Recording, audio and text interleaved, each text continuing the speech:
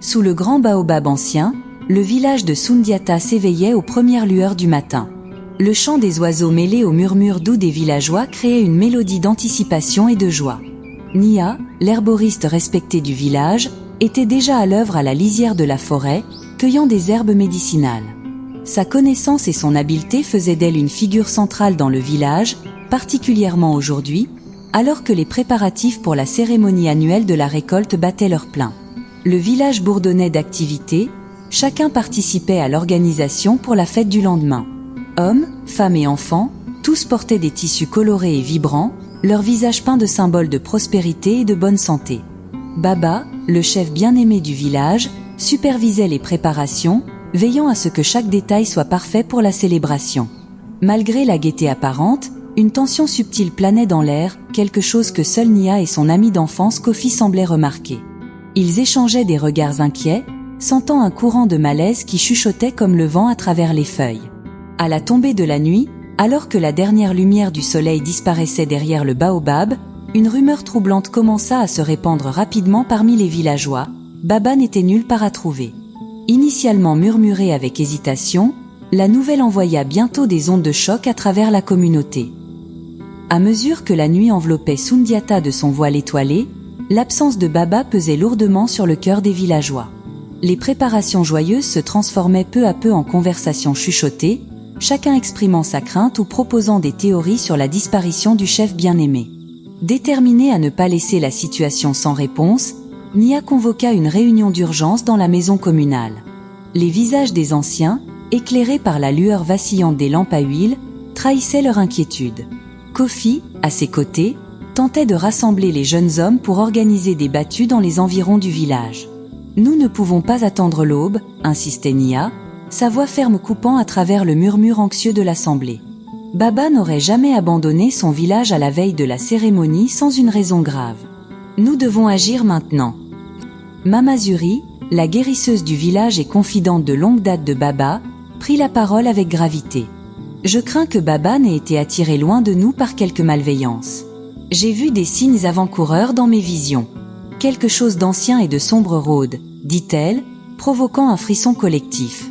Motivés par les paroles de Nia et les sombres présages de Mama Zuri, les villageois s'organisèrent rapidement. Des groupes de recherche furent formés, chacun assigné à explorer différentes parties de la dense forêt qui bordait le village. Nia prit la tête de l'un des groupes, tandis que Kofi et d'autres jeunes guerriers prirent une autre direction, tous poussés par un mélange de peur et d'espoir.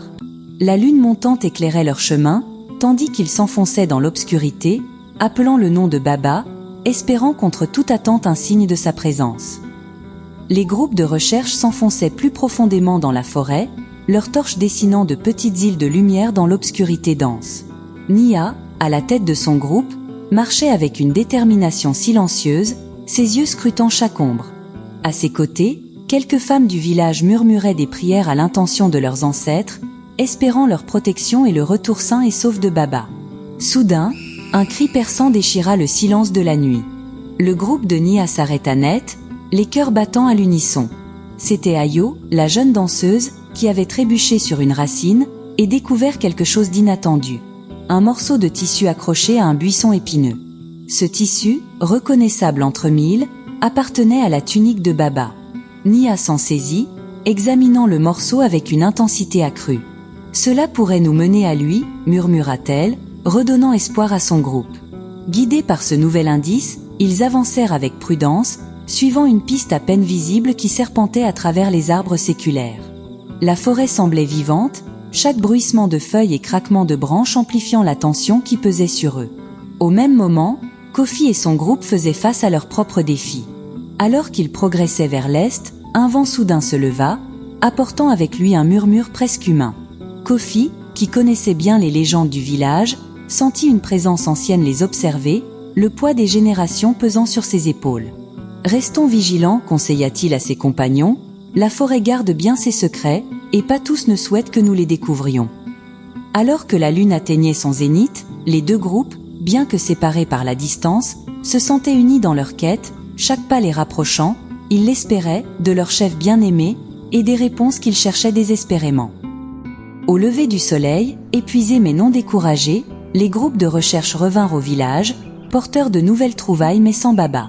Nia présentait au village le morceau de tunique déchiré, tandis que Kofi rapportait un collier trouvé près d'un ruisseau asséché, reconnu par tous comme appartenant à Baba. Ces indices semblaient confirmer que leur chef avait été emmené contre son gré, ou qu'il avait suivi un chemin périlleux pour des raisons encore inexpliquées.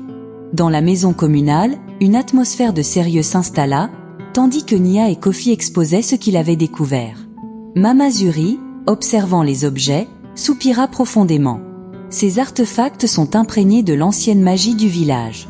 Baba n'aurait jamais abandonné ces objets volontairement, déclara-t-elle, ces mots renforçant la gravité de la situation. Déterminée à trouver plus de réponses, Nia proposa de consulter les vieux écrits du village, gardés dans une grotte secrète accessible uniquement aux descendants directs des fondateurs du village. Elle espérait que ces manuscrits pourraient offrir des indices sur les raisons possibles derrière la disparition mystérieuse de Baba. Accompagnée de Kofi et de quelques anciens, Nia se rendit à la grotte. À l'intérieur, les parois étaient couvertes de fresques anciennes et de symboles mystérieux. Après des heures de recherche, ils découvrirent un parchemin partiellement caché derrière une pierre lisse. Le document, fragile et jauni par le temps, parlait d'une prophétie oubliée liée au fondateur du village, qui avait caché un puissant artefact au cœur de la forêt, destiné à protéger le village en temps de crise majeure. Peut-être Baba a-t-il découvert quelque chose sur cet artefact, suggéra Kofi, piéçant les informations ensemble. Si c'est le cas, il est possible qu'il ait été forcé de partir pour protéger le village d'une menace imminente. Revigorés par cette nouvelle piste, mais conscients du danger potentiel, ils décidèrent de garder leur découverte secrète, jusqu'à ce qu'ils puissent établir un plan d'action. La décision fut prise de continuer les recherches en secret, craignant que des forces extérieures ne soient déjà à l'œuvre, cherchant à s'emparer de l'artefact pour des desseins malveillants. De retour au village, alors que les préparatifs du festival battent leur plein, Lila observe Nia coordonner les villageois avec une aisance qui lui semble insupportable. Lila, ayant toujours désiré être au centre de l'attention, trouve difficile d'accepter le respect et l'admiration que Nia reçoit de la part des autres, surtout de Kofi. Un après-midi, alors que Nia vérifie les préparations sur la place du marché, Lila s'approche d'elle, un sourire forcé aux lèvres. « Nia, tu sembles prendre beaucoup de responsabilités ces jours-ci. Ne penses-tu pas que d'autres pourraient avoir de meilleures idées à offrir ?» Nia, surprise par la remarque, répond avec diplomatie. « Nous valorisons toutes les idées, Lila. Si tu as des suggestions, nous serions heureux de les entendre. » Lila, la voix teintée d'ironie. « Oh, je suis sûre que tu le fais. Mais parfois, il me semble que certaines idées, et certaines personnes, sont plus valorisées que d'autres. » La tension entre elles croît, captant l'attention de quelques villageois alentours. Nia, ressentant la provocation, choisit de rester calme, consciente que toute escalade ne ferait que perturber davantage les préparatifs. Plus tard, Lila tente de mettre Nia en difficulté en modifiant secrètement l'organisation des stands du marché, espérant que le chaos résultant discréditera Nia aux yeux du village et de Kofi. Cependant, son plan échoue lorsque Kofi, observant les changements, aide Nia à rectifier la situation avant que cela ne cause des problèmes majeurs. Alors que le village de Sundiata reprenait ses activités, Nia et Kofi, après le retour de la grotte avec les informations sur la prophétie et l'artefact, savaient qu'ils devaient agir rapidement mais discrètement. Ils décidèrent de se diviser pour couvrir plus de terrain. Nia retourna à la forêt, cette fois pour suivre une ancienne piste mentionnée dans le manuscrit. Selon les écrits, cette route conduisait à un sanctuaire caché où l'artefact était supposé être protégé par des énigmes et des gardiens ancestraux. Simultanément, Kofi, intrigué par l'étranger Sefu, qui semblait en savoir plus qu'il ne le laissait paraître, décida de le suivre discrètement. Kofi observait chaque mouvement de Sefu, espérant découvrir ses véritables intentions. Sa surveillance le mena jusqu'au bord du village, où Sefu rencontra secrètement un groupe d'hommes non identifiés. Caché derrière les buissons, Kofi écouta leur conversation qui révélait un plan pour s'emparer de l'artefact et utiliser son pouvoir pour contrôler non seulement Sundiata, mais aussi les villages environnants. De son côté, Nia, guidée par les indices du manuscrit, trouva le sanctuaire dissimulé derrière une cascade. L'accès était protégé par une série d'énigmes que seuls les véritables protecteurs du village pouvaient résoudre. Avec patience et perspicacité, elle réussit à déjouer les premières énigmes, s'approchant de plus en plus de l'artefact. La découverte de Kofi et les progrès de Nia convergèrent vers un moment critique. Ils comprirent que pour protéger le village et déjouer les plans de Sefu, ils devaient non seulement sécuriser l'artefact, mais aussi unir le village contre la menace croissante. À la tombée de la nuit, Kofi retourna au village pour avertir Nia et les anciens du danger imminent. Ensemble, ils planifièrent une confrontation avec Sefu, tout en préparant le village à se défendre contre une éventuelle attaque. Avec le danger approchant, Nia et Kofi mobilisèrent le village pour une défense commune.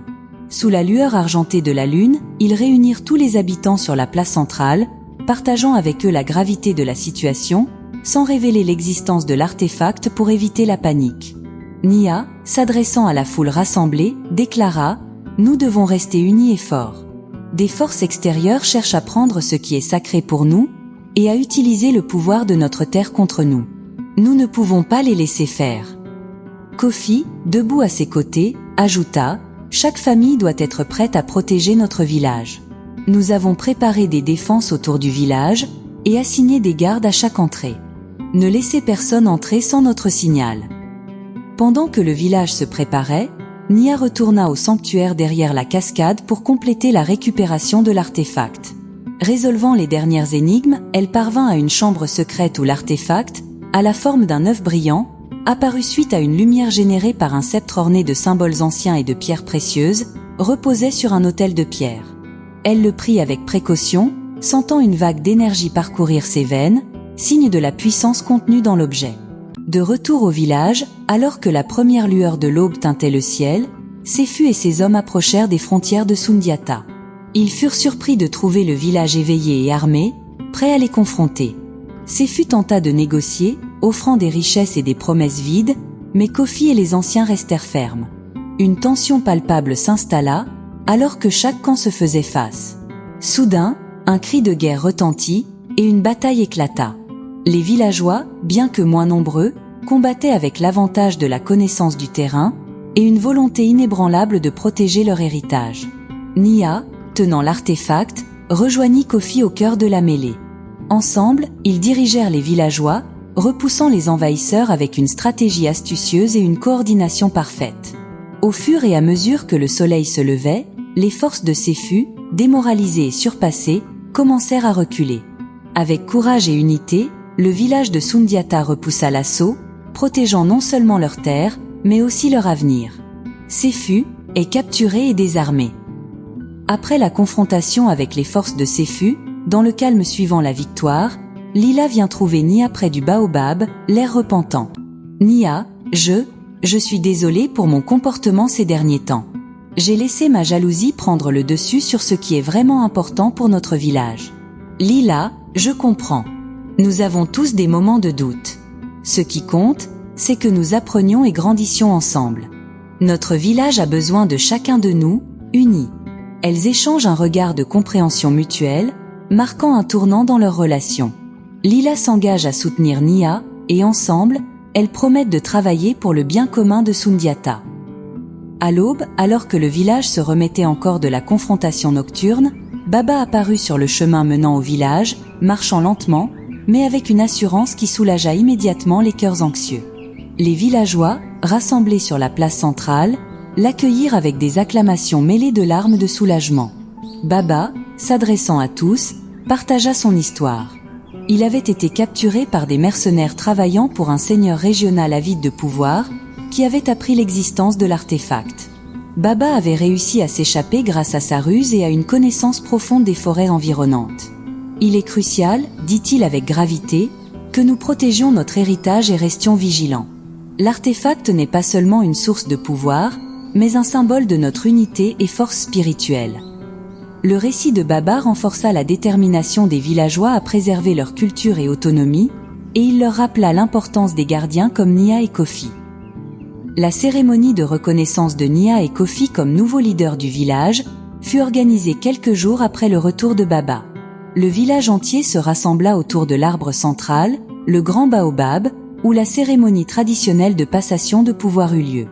Baba, avec toute la solennité requise, présenta Nia et Kofi à la communauté, les drapant dans des étoffes symboliques qui représentaient leurs nouvelles responsabilités. Ces deux jeunes gens ont montré une bravoure et une sagesse qui dépassent leur âge, annonça-t-il. Ils seront désormais vos guides, protégeant non seulement notre présent, mais aussi forgeant notre avenir. Kofi et Nia, main dans la main, s'engagèrent à servir le village avec honnêteté et intégrité. Leur relation, qui avait mûri au milieu des épreuves, fut également célébrée. Leur amour, autrefois discret, était maintenant vu comme un signe de leur destin lié et de leur engagement partagé envers leur peuple. La cérémonie se termina par des chants et des danses, les villageois exprimant leur joie et leur espoir pour l'avenir. C'était une affirmation de la résilience et de la solidarité communautaire, un moment de joie collective qui renforçait les liens entre tous.